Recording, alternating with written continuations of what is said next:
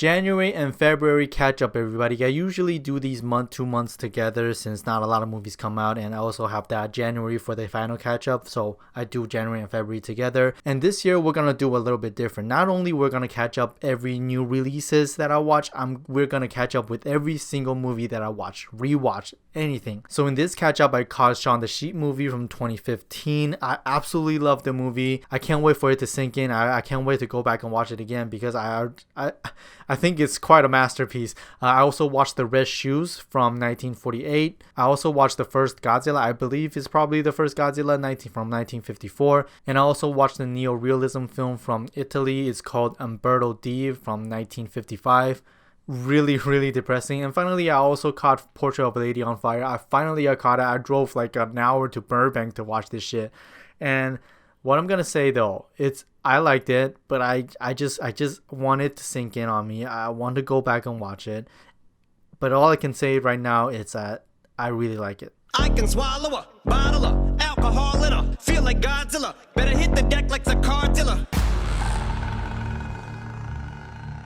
Holy shit, do we get a huge January horror dump this year, and The Grudge is just the tip of the iceberg. It is directed by the same guy who did Piercing last year, which I thought was pretty unique. He also did The Eyes of My Mother, which I haven't watched but many seems to like it. Here comes The Grudge. With the cast like this, you have to wonder what happened. The actors really don't have much to work with here. Andrea Riseborough, I guess, is fine. John Cho, who I usually love, is also on the same caliber. Meanwhile, Damien Bichir is doing the impression of the godfather of all Batman. With that being said, Lin Shaye is the best part of this movie. There's some imagery that are okay, but the rest is pretty terrible. God damn, if you thought The Grudge was bad, the turning is even worse. Mackenzie Davis plays a sitter who's taking care of these two annoying little shits, and I think that's about it. This really is, as Chris put it, a nothing movie. Nothing happens. There's no ending, and you will most likely leave the theater regretting you ever watched it. This movie includes dream sequences and scenes that don't add up to anything to pad the runtime, and an ending, if you want to call it an ending. The ending is like you're being scolded for something you didn't even do. Like, you bought the ticket to the turning, right? Thinking it would be good or at least watchable. And then the movie itself comes slap you in the face and then tell you how stupid you are. And just when you got off a wonderful year of 2019 of films, where there's only one movie I call this, and here comes 2020, where in the first few weeks I'm calling a movie trash already. Wow! Another trash. What a surprise. This is easily a movie where it's so bad you might actually have fun watching it. There's a good movie in there, mainly because of the material. And even if they're going for what they're going, a series or an anthology would work a lot better considering how much of a tone fuck this movie is. 1 minute you're watching a horror with Lucy Hale's character, the next minute you're watching a not so funny comedy with Jimmy and Ryan, and another minute you're watching a psychological thriller with Maggie Q, and then an action movie with the soldiers. It's just a clusterfuck of a movie that's absolutely trashy. Will never be forgotten.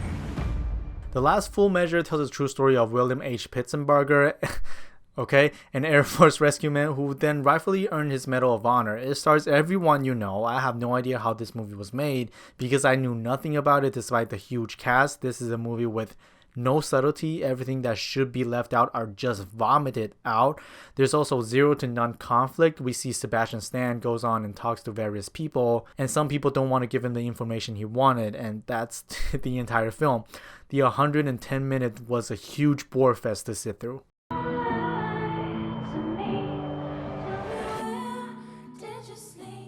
I'm sorry about this because I forgot a lot about this movie even though I did take notes while watching it. Here are just some of the points. I feel like this movie gave no extra thoughts on scripting, storyboarding, and filming. Everything seems so messy. It really felt like it was slammed together with little to no care. There's a good chase scene that was done in fake one take, which was probably the best moment in the film. The performances are all not bad, but it's such a disservice to the duo that are Blake Lively and Jude Law. They have a really interesting chemistry, but they rarely did anything with it. The music choices and editing are trash. I guess that's it. Delicious. Gretel and Hansel is based on Hansel and Gretel, and it tells a story about Gretel and Hansel going into the woods to find work, but then stumble across a witch. Without talking about the script, this movie looks spectacular, and I like the fact that this filmmaker is trying something a bit different with the release date. It's refreshing to see a horror movie being put into this much care visually. With that being said, the writing is just kind of boring. Once the characters encounter this witch, the script has no idea where to go except for dream sequences after dream sequences. Despite the attempt to dig into Gretel's emotional state in this particular story, the voiceover I thought can probably be taken out, and just there's really nothing much going on story-wise. Bram the Boy 2. It sounds even more terrible when you say it out loud. Bram the Boy 2. Brahms the Boy 2. I don't know, the title just cracks me. I don't know. Anyway, I'm done talking about January and February horror films by this point. All you have to know is exactly like every other one. So I would say it's probably better than The Turning, Fantasy Island, and maybe The Grudge. So the bar isn't that high. Jack and Jill get fucked up and possessive when they get tired. You don't have to be afraid. First one on the streaming list is The Photograph. The Photograph is the romantic drama between two people, and that's about it. I don't have much to say about this one, but I can say it's been a week or two since I saw this and I almost forgot about it. The plot is very flat here. Nothing quite happens because we're just seeing these two people who are kind of sort of into each other, and we just have scene after scene with them talking about whatever, and you're sitting there wondering if the scene is going to lead to something intimate, and that's the entire movie. They didn't attempt to flesh out these characters' personal lives either. We barely get a peek at their daily lives, so I feel they are just lying to me every other minute. I'll say stream it because it is competently helmed and the actors are great, and it's probably just me who just wasn't into this one. Adventure of a lifetime.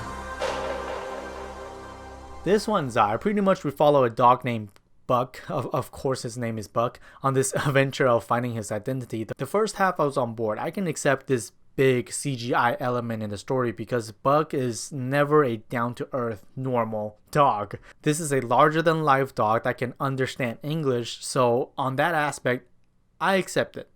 However, this film suffered a lot when there's barely any element of interaction between CG and real life. Even when there is, the human hands are probably CG too. On that aspect, it's definitely a big downside. Again, the first half, I was on board. I like the energy. There's a beautiful scene with a bunch of dogs in front of an aurora backdrop. The scene is all visual storytelling, very beautiful stuff. There's also a fake one-take shot that signifies a time skip. Cool shit, but that second half where it introduces a subplot with a villain that came out of nowhere, people start teleporting and the filmmakers starting making a lot of questionable choices. I found myself checking out every once in a while. But after all, it's not bad. Soda machines, toilets. We didn't see any of that. Well. Downhill is kind of interesting. Most people seem to not like it. I thought it was interesting. It was written and directed by the Dean and Nat Faxon, who together they did The Descendants. Downhill feel like they're trying to reach for the tone of Descendants, but just didn't work out as well, that's all. It's about this family who goes on a vacation trip, and there's some problem with the two main characters' marriage that was hinted at throughout. The script can be polished a lot more, and I do think the style they were going for works. But this film felt rushed. There's one scene where some character's dialogue gets hot and heated in the living room, and everyone around me started laughing, but to me it wasn't funny at all. So I felt this kind of grotesque feeling in my guts, and that's the tonal problem with Downhill. The idea they're reaching for, I'm on board. It's just the execution, a lot of which are in the directing, just feels so dull and confusing. Woman has her secrets. Seberg tells a true story about the actor Jean Seberg and her involvement with an African-American activist, Hakeem Jamal. Kristen Stewart, again, I've said it many times, I'll say it as many times as possible, she is a very good performer.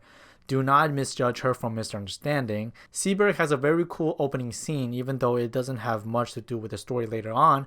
I'm a fan of the costume design. They're beautiful with colors that leap off the screen, and I really like the pacing of this movie. It is a very strangely paced, but quite well put together. The film felt flat at its decision to reveal information in such a nondescript way, and they didn't flesh out the dynamics between characters too much either. Vince Vaughn's character has one big scene and abandoned right after. Jack O'Connell's subplot with the wife was very intriguing but only slightly touched. Anthony Mackie's character vanishes after midpoint. The dialogue overall is just a bit bland for me, and I feel it's a bit of a disservice to Gene Seberg. Seem like the whole city go against me. Every time I'm in the street, I hear yak, yak, yak, yak. Yep, this one's getting shit from people saying it's ripping off Alien. Sure, there are elements that are alike, but no. The movie is set in the Mariana Trench, a place that fascinates me. When the laboratory of a bunch of scientists is destroyed by an earthquake, they encounter some creatures roaming underwater. It is its own thing, and that is actually pretty good. I thought it's one of the best movies that came out this year so far, one of the better one at least. I would say go to theater. If anything, from these 2 months, this one I'll probably go to the theater. The Gentleman has everything you expect from a guy-reaching movie. Go into theater, enjoy the time because it's very funny. It's about this huge underground marijuana business causing a chain of blackmails and schemes. It begins with Hugh Grant trying to pitch his script about the event to Charlie Hunnam. So it also has this unreliable narrative element stringing the film together, and it gets very meta by the end. The thing I want to say about it though is Jeremy Strong is just very bad here, and I will probably go back and watch this movie again by the end of the year. I'm already tired of talking about this movie, and I haven't even talked about this movie yet. That's how tiring this whole thing is. First of all, let me just start off by saying I am a misogynistic sexist because I did not like this movie. So you can kindly leave if you don't want to hear whatever I'm about to say about the merit of this piece of work. I put this on the theater list because I wanted to make some more money since it's a passion project. The thing is, when you have a movie, right, where every character in the story world is this larger than life presence, everything is so over the top on purpose, it's basically presenting a fish in a barrel scenario where it's really hard to miss for the audience, for the mass audience that is. But one of the side effects in this case in particular is that it becomes very unfocused, and I know they're trying to put us in Harley's head, showing how all over the place and chaotic her mind is, but I actually think they went overboard on that. This is the movie where I realized this is more like a theme park ride, as Martin Scorsese said. Not saying it's a bad thing, it's just the feeling it gave me. There's a weird Marilyn Monroe Gentlemen Prefer Blondes homage that came out of nowhere, which they probably had that in there just to put in a trailer. Some Amelie musical cue. I'm probably just tripping, but there are points that sound really like Amelie to me. Probably just a coincidence. A lot of actions you can clearly see a stunt double where they're trying to hide it. The cop subplot felt very out of the blue, and the Huntress subplot feels so not earned. I barely felt anything. With all that being said, I like the passion behind the movie. I like the expressive colors that is dominating the screen. I like the energy. I like the sequence where Harley Quinn shoots these dummy rounds in a police station, the fight in the pouring water, the after credit scene, Ewan McGregor, and of course Margot Robbie. There are a lot of things I liked about this movie, but it's just the lack of characterization and exciting plot of the script that dumbed it down for me. Again, go ahead and watch it in theater and have some fun. I don't think it's a bad movie. I didn't like it personally, but let me emphasize, my opinion of this movie really does not matter.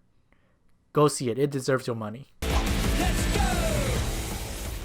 This one's fun. It's definitely for kids, but it's just a delightful time for an adult. Props to the visual effects team who don't have a job anymore. Shout out to Jim Carrey, who's up and kicking his over-the-top likeness. There's everything you expect from a movie like this, especially when the target audience is the kids.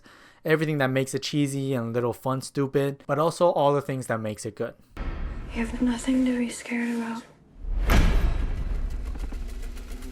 This movie caught me on a particular day as I was going through something myself, and for the most part, this movie really got me. I don't want to say the plot because the best way to watch it is probably knowing as little as possible.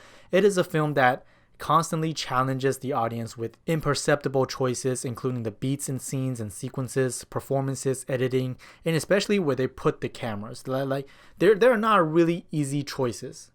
When I was watching this movie, I was wondering to myself, okay, that's where you put the camera.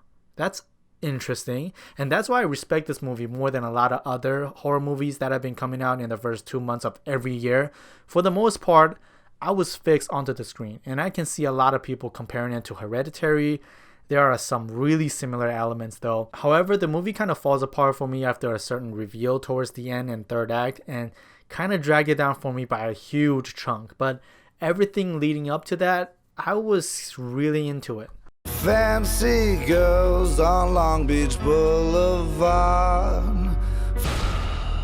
Alright, I wasn't gonna put this on must watch because this is probably a really good solid go to the theater, but I just don't feel good with a list with no must watch. So if I were to pick one out of everything, I'll pick this one. Lee Whannell is a very exciting filmmaker now, and I made a video reviewing the movie. I haven't done that in a while, so go check it out. I'll leave a card up there.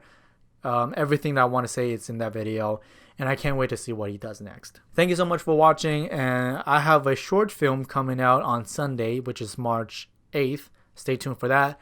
And yeah, thank you so much for watching. I'll see you next time. Bye.